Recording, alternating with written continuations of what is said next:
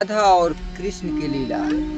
वृंदावन की बाल लीला, प्रेम की कहानी, प्रेम की एक झलक। वृंदावन की सुबह थी, हल्की धूप यमुना के जल पर सुनहरी रेखाएं खींच रही थी। पेड़ों पर बैठे पंछी मधुर स्वर में गा रहे थे और गोप बालक गायों को चराने की तैयारी कर रहे थे। उसी समय नंदगांव से नटखट कन्हैया अपने सखाओं के साथ हंसते खेलते निकल पड़े। उनके सिर पर मोर पंख, गले में वनमाला और चेहरे पर शरारत भरी मुस्कान थी। रास्ते में जाते जाते वे हर घर के आंगन में झांकते, कहीं माखन रखा है क्या। एक घर के बाहर मटकी टंगी थी। कृष्ण ने सखाओं से कहा, देखो यह माखन तो मुझे बुला रहा है। सखा बोले, पर यशोदा मैया डांटेगी। कृष्ण हंसकर बोले, डांट में भी तो उनका प्रेम छिपा है। बस फिर क्या था, बालकों ने पिरामिड बनाया। कृष्ण ऊपर चढ़े और मटकी फोड़ दी। सफेद माखन झरने की तरह गिरा। सब बच्चों ने मिलकर खाया, बंदरों को भी खिलाया। उसी समय एक कोमल स्वर सुनाई दिया, कन्हैया।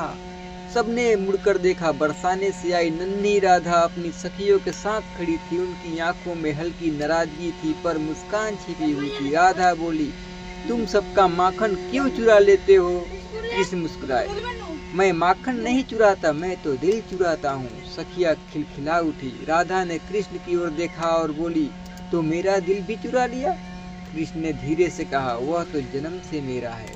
वातावरण जैसे थम गया। बालपन की सरलता में प्रेम का बीज अंकुरित हो चुका था। यही थी बाल लीलाएं राधा और कृष्ण की। चलिए तो आगे सुनते हैं और एक नई लीला आरंभ करते हैं। उसी क्रम के घटना के एक और लीला के बारे में।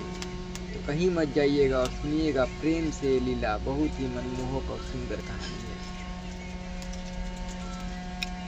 वन विहार लीला।